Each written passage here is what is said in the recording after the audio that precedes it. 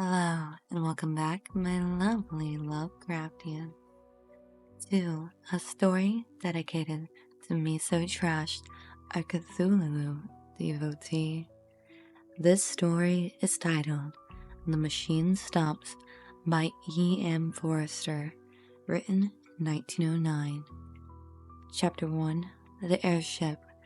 Imagine, if you can, a small room, hexagonal in shape, like the cell of a bee. It is lightened neither by window nor by lamp, yet it is filled with a soft radiance. There are no apertures for ventilation, yet the air is fresh. There are no musical instruments, and yet at the moment that my meditation opens, the room is throbbing with melodious sound. An armchair is at the center. By its side, a reading desk. That is all the furniture. And in the armchair, there sits a swaddled lump of flesh. A woman about 5 feet high, with a face as white as fungus. It is to her that this little room belongs. An electric bell rang. The woman touched a switch and the music was silent. I suppose I must see who it is, she thought, and set her chair in motion. The chair, like the music, was worked by machinery, and it rolled her to the other side of the room, where the bell still rang impromptly. "Who is it?" she called. Her voice was irritable, for she had been interrupted often since the music began.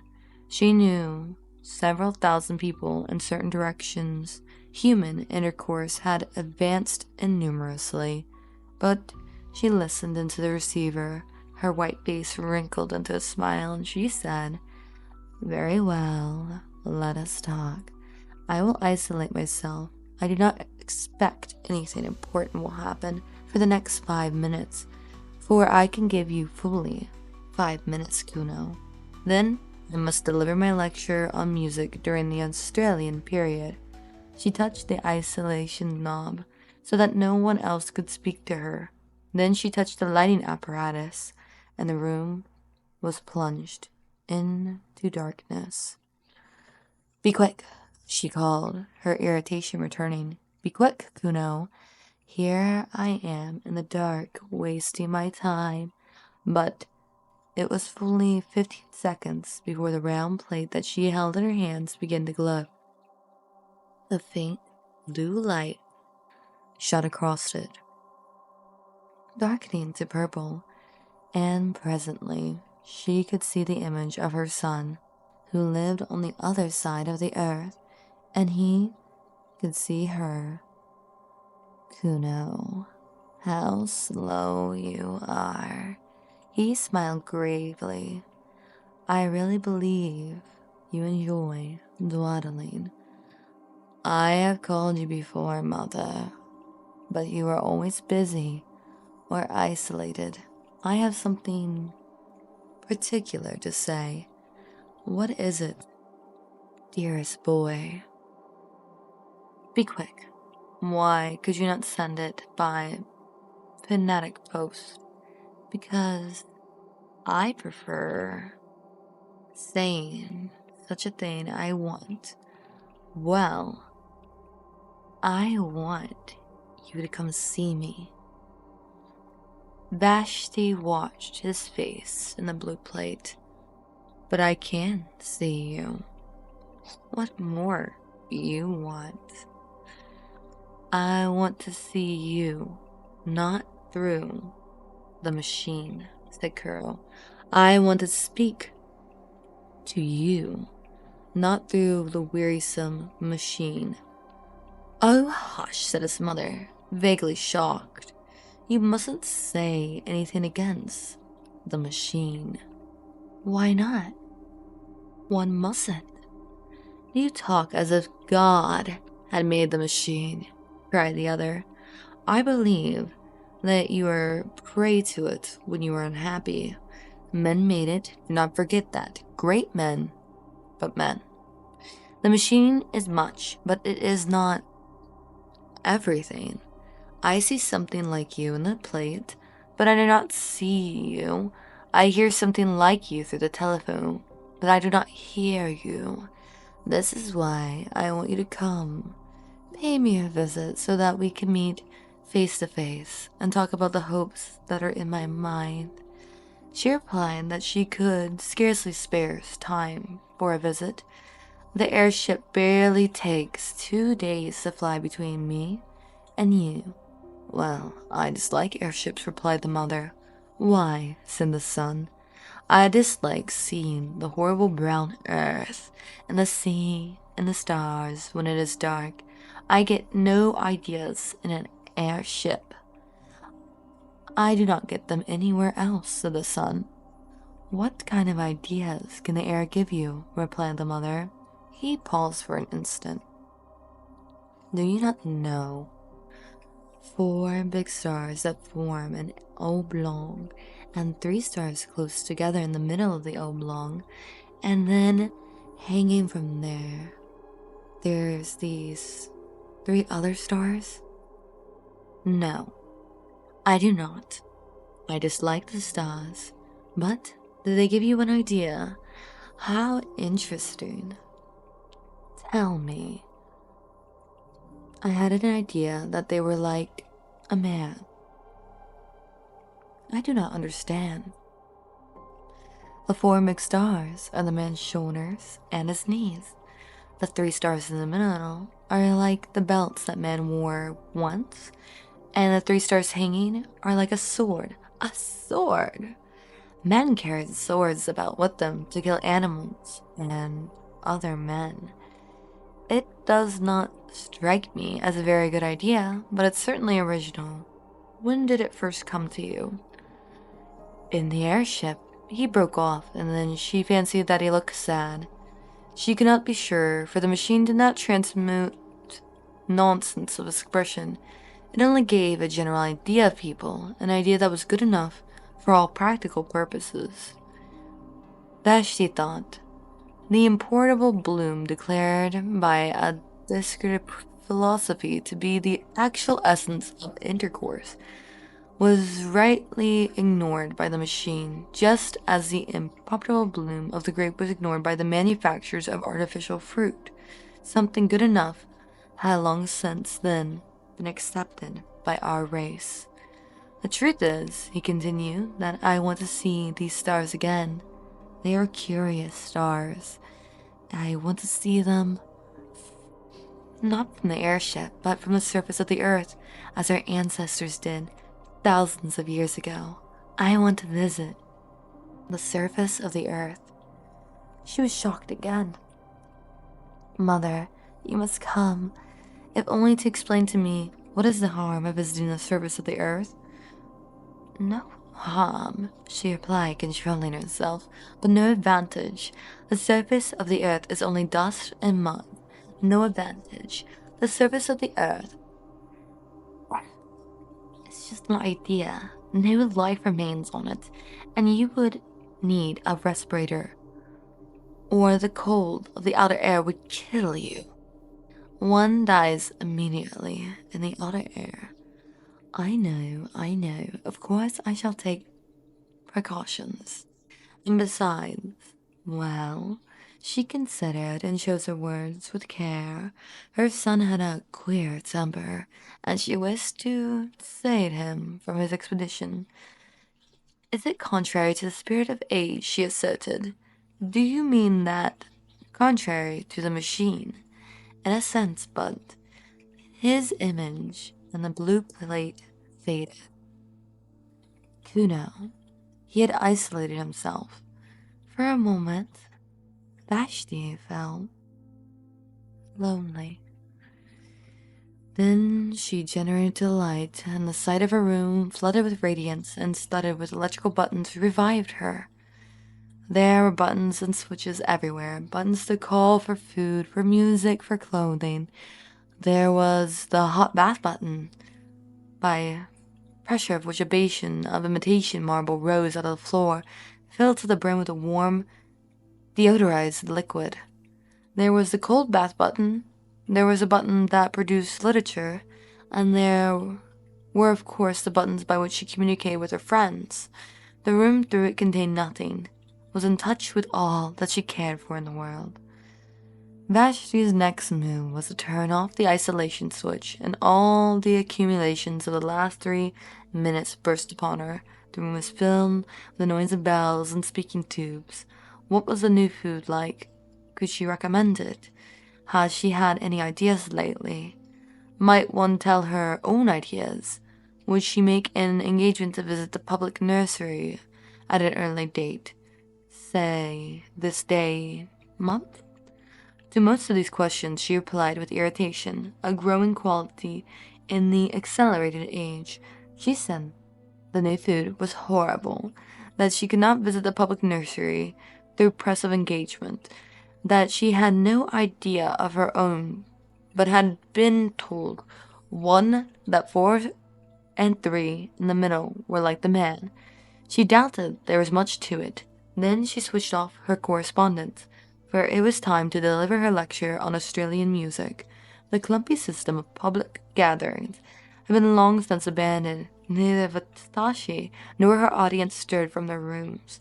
Seated in her armchair, she spoke, while they in their armchairs heard her fairly well and saw her fairly well. She opened with a humorous account of music and the pre-Mongolian epoch, and went on to describe the great outburst of song that followed the Chinese conquest, remote and primeval as were the methods of the Sanso and the Bear Spain school.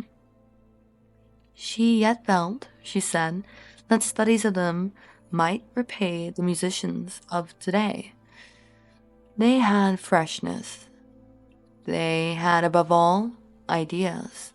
Her lectures, which lasted 10 minutes, was well received, and at its conclusion, she and many of her audience listened to a lecture on the sea. There were ideas to be got from the sea, and the speaker had donned a respirator and visited lately. Then she fed, talked to many friends, had a bath, talked again, and summoned her bed. The bed was not to her liking. It was too large, and she had a feeling for a small bed. Complaint was useless, for beds were of the same dimension all over the world. And to have an alternate size would have involved vast alterations in the machine. Vashti isolated herself. It was necessary, for neither day nor night existed under the ground, and reviewed all that had happened since she had summoned the bed last. Ideas?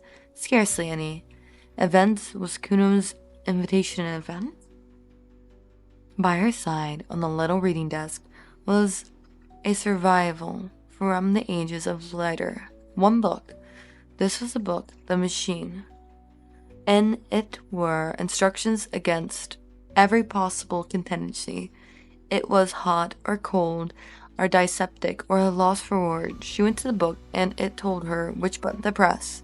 The Central Committee published it, and according with a growing habit, it was richly bound.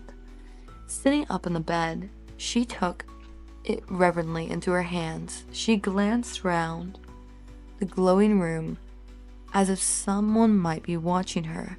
Then, half ashamed, half joyful, she murmured, oh machine, and raised the lips to a greater volume.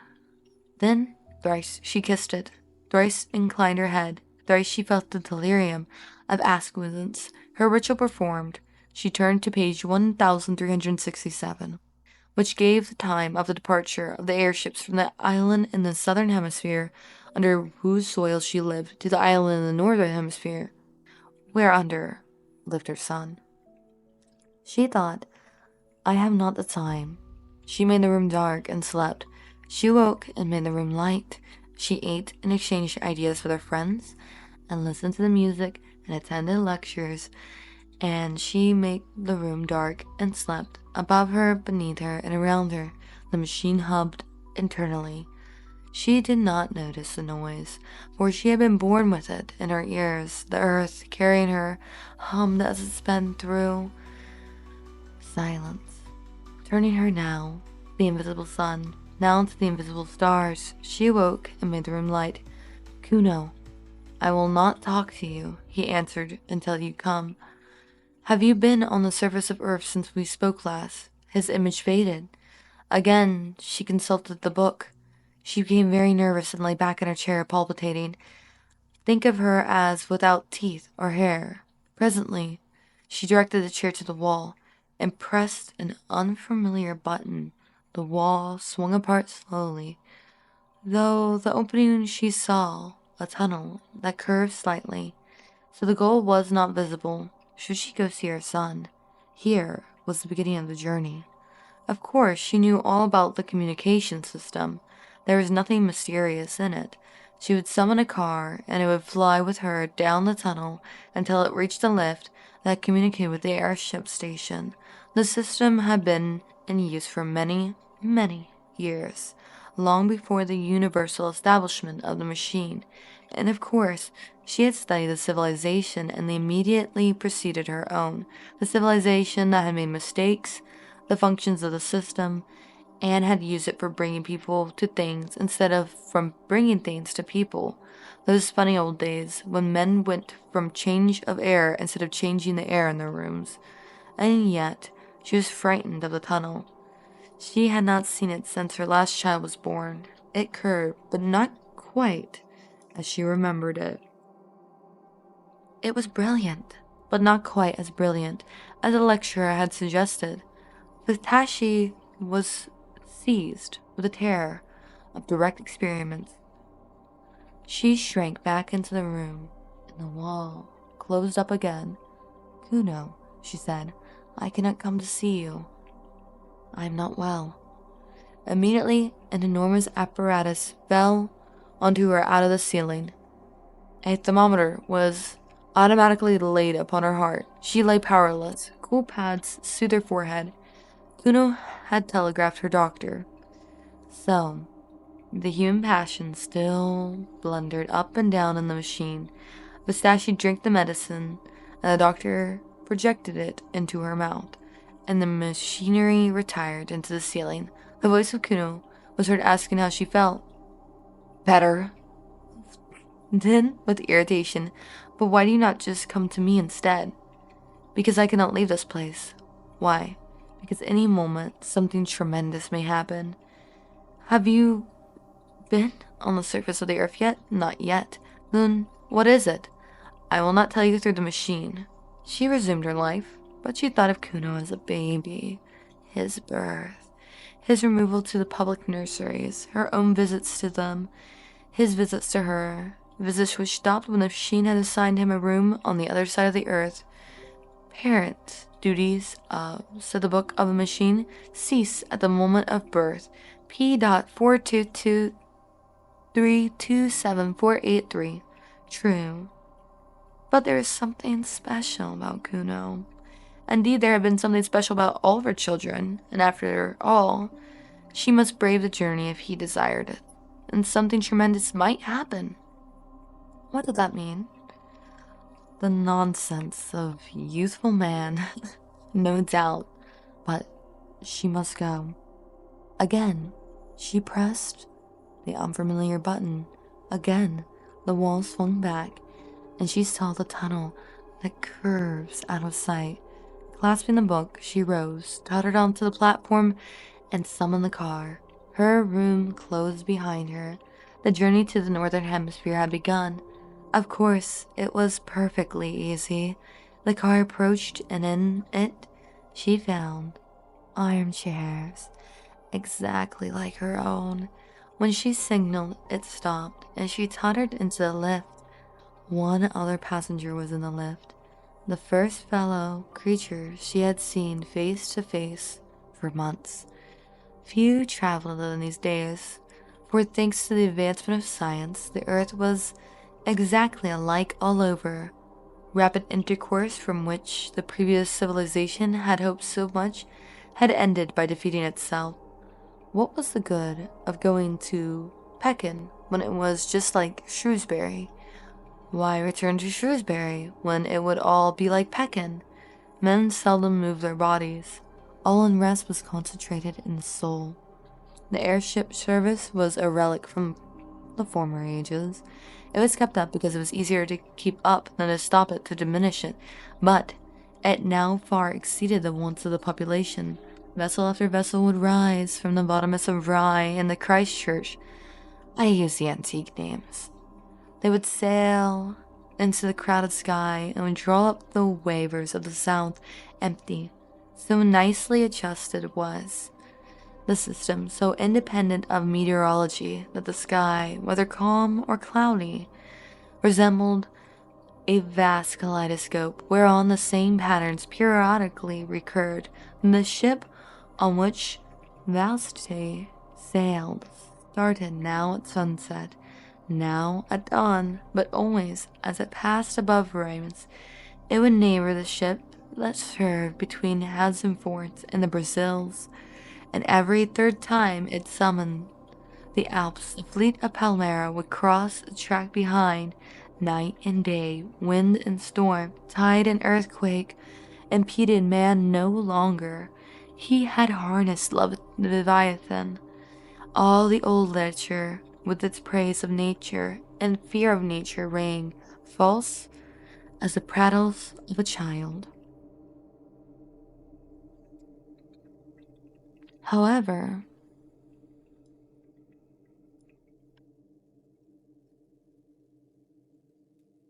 yet as Vastashi saw the vast flank of the ship strained with exposure to the outer air, her horror of direct experience returned.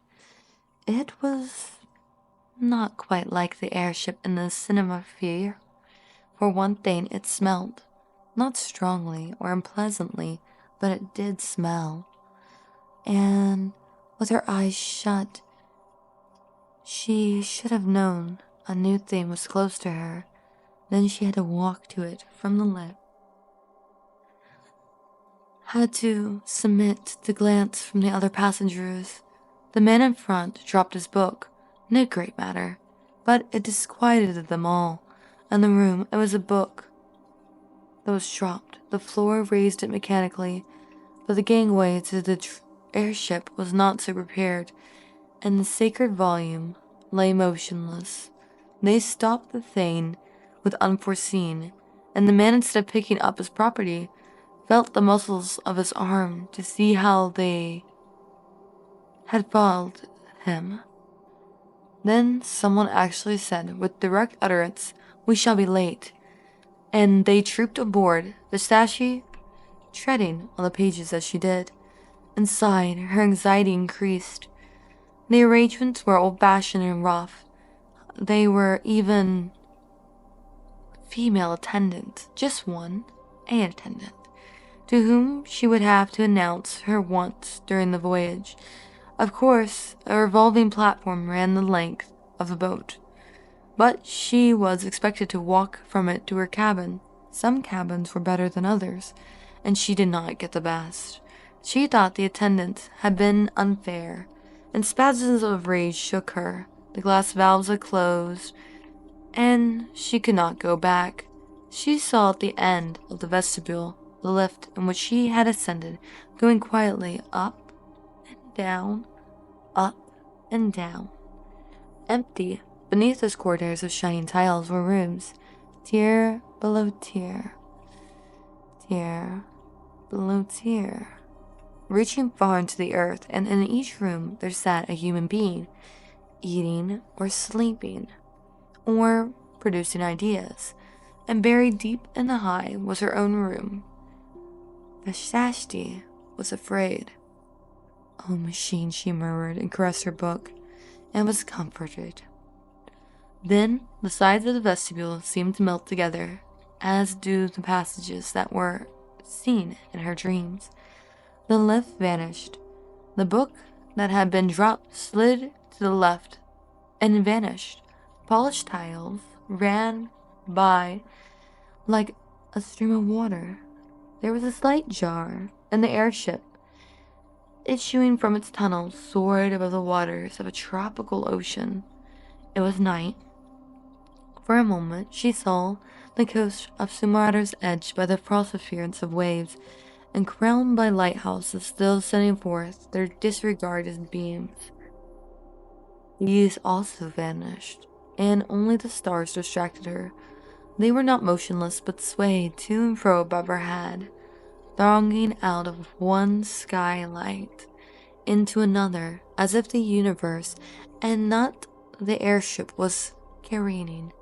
And as often as it happens on clear nights, they seem now to be in perspective, now on a plane, now piled tier beyond tier into the infinite heavens, now concealing infinity, a roof limiting forever the visions of men. In either case, they seemed intolerable. "Are we to travel in the dark?" called the passenger angrily, and the attendant, who had been careless, generated the light and pulled down the blinds of a pliable metal. When the airships had been built, the desire to look direct at things still lingered in this world, hence the extraordinary number of skylights and windows, and the proportionate discomfort to those who were civilized and refined. Even in Vestachi's cabin, one star peeped through a flaw in the blind, and after a few hours of uneasy slumber, she was disturbed by an unfamiliar glow, which was the dawn. Quickly as the airship had sped westward, the earth had rolled eastward quicker still, and had dragged back Vestachi and her companions towards the sun. Science could prolong the night, but only for a little, and those high hopes of neutralizing the earth's denial revolution had passed. Together with hopes that they were possibly higher, to keep pace with the sun, or even to outstrip it, had been the aim of civilization preceding this. Racing aeroplanes had been built for the purpose, capable of enormous speeds and steered by the greatest intellects of the epoch. Round the globe they went, round and round and round, westward, round and round. Amidst humanity's applause in vain, the globes went eastward, quicker still. Horrible accidents occurred, and the committee of the machine at that time, rising into prominence, declared the pursuit illegal, unmechanical, and punishment by homelessness. Of homelessness, more will be said later. Doubtless, the committee was right, yet the attempts to defeat the sun aroused the last common interest in our race experienced about the heavenly bodies, or indeed about anything. It was the last time that man were compacted by thinking of a power outside the world. The sun had conquered, yet it was the end of his spiritual dominance. Dawn, midday, twilight, the zodiac pass touched neither men's lives nor their hearts, and science retreated into the ground to concentrate herself upon the problems that she was certain of solving. So, when this affected her, she knew not or cared not, for now she was certain of solving those problems. So when Vistachi found her cabin invaded by a rosy finger of light, she was annoyed, and tried to adjust the blind. But the blind flew up altogether, and she saw through the skylight small pink clouds swaying against the background in blue, and as the sun crept higher and higher, its radiance entered direct, brimming down the wall like a golden sea. It rose and fell with the airship's motion, just as of waves rise and fall, but it advanced steadily as the tides advance. Unless she was careful, it would strike her face. A spasm of horror shook her, and she rang for the attendant. The attendant, too, was horrified, but she could do nothing. It was not her place to mend the blind. She could only suggest that the lady should change her cabin, which she accordingly prepared to do. People were almost exactly alike all over the world, but the attendant of the airship, perhaps owing to her exceptional duties, had grown a little out of the common. She had often to address passengers with direct speech and had given her a certain roughness and originality of manner. When Batashi swerved away from the sunbeams with a cry, she behaved barbarically. She put out a hand to steady her. "How dare you!" exclaimed the passenger. "You forget yourself." The woman was confused and apologizing for not having her fall. People never touched one another. The custom had been obsolete, owing to the machine. "Where are we now?" asked Visashi haughtily. "We are over Asia," said the attendant, anxiously to be polite. "Asia? You must excuse my common way of speaking. I have got into the habit of calling places over which I pass by their unmechanical names. Oh, I remember the Asia. The Mongols came from it. Beneath us in the open air stood a city that was once called Simla. Have you ever heard of the Mongols, of the Besparian school? No. Besparians also stood in the open air. Those mountains to the right, let me show you them." She puts back a metal blind. The main chain of the Himalayas were revealed. They were once called the roofs of the world, those mountains. What a foolish name. You must remember that before the dawn of civilization, they seemed to be an impenetrable wall that would touch the stars. It was supposed that no one but the gods could exist above the summits. How we have advanced, thanks to the machine.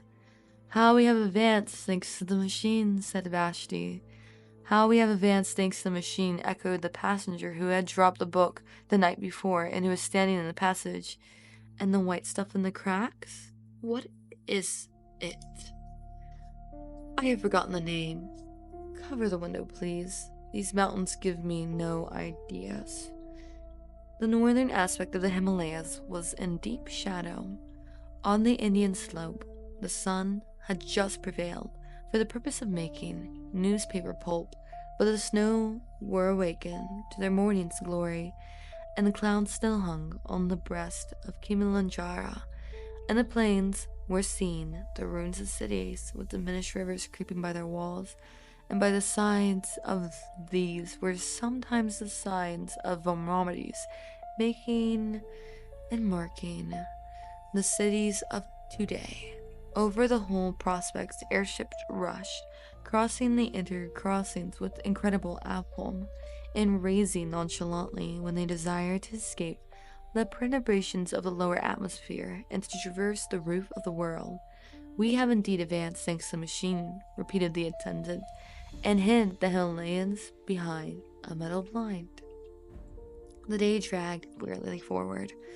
The passengers sat each in his cabin, avoiding one another with almost physical repulsion and longing to be once more under the surface of earth.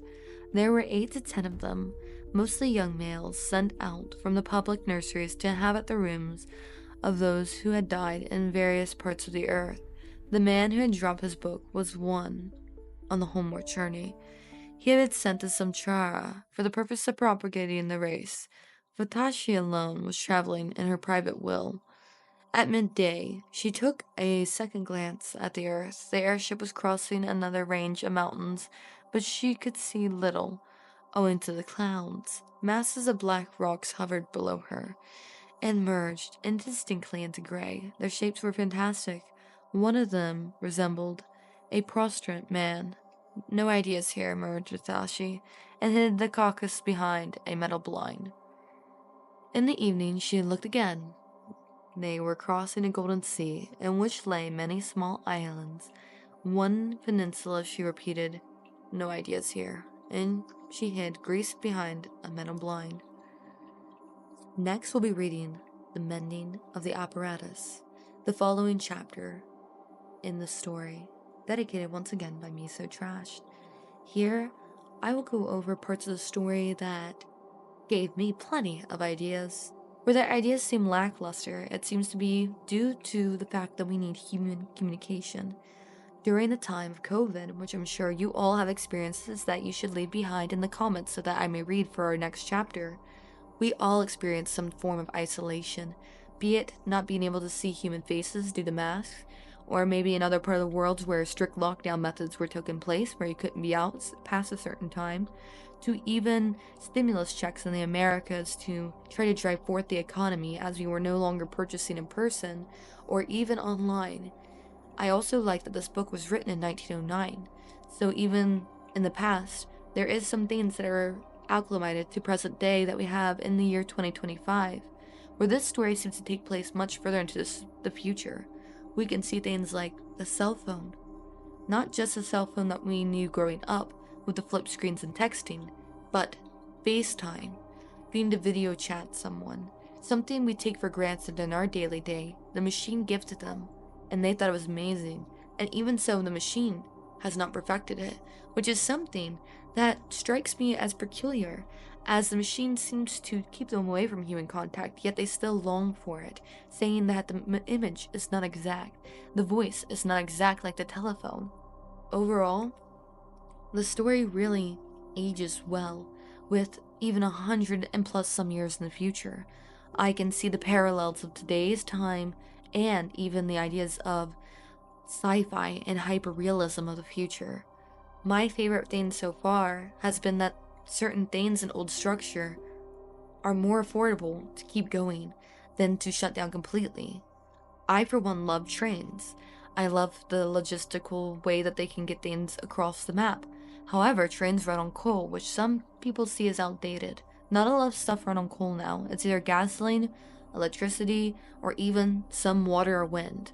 However, it's more beneficial for us to keep the trains, as to tear up the railroad, discommission the trains, would be a huge loss to us as a society. Much like their airship, which I'll have to fact check, but I don't know the time frame where trains became prevalent. I do believe they are prevalent at this time, and the airship is referencing that, especially with the twisting tunnels and the way that people are in their own cabins. I like that there are certain things that even in the future can relate to things that we have in the present day. The story once again was made in 1909, so take that in mind while you were reading along, of how much parallel is between the future, the past author, and the present day listener, which is you, my lovely Lovecraftian. Until next time, though, bye bye. See you. Much love. And be sure to like, comment, and subscribe.